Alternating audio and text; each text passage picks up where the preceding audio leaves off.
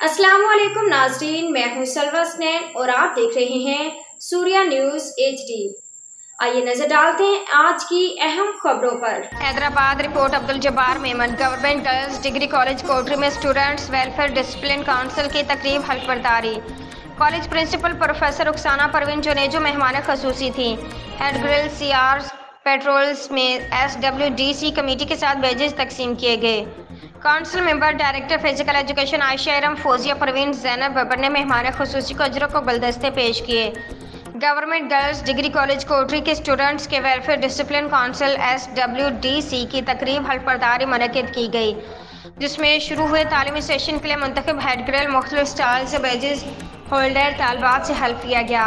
College principal professor Rukhsana Parveen Junejo तकरीब के मेहमान खुसूसी थी, जिनकी आमद पर उन्हें council members, director physical education Ayesha Iram, lecturers Fauzia Parveen, Zainab Babar ने खुश आमदीद कहा और अजरक को गुलदस्ते पेश किए।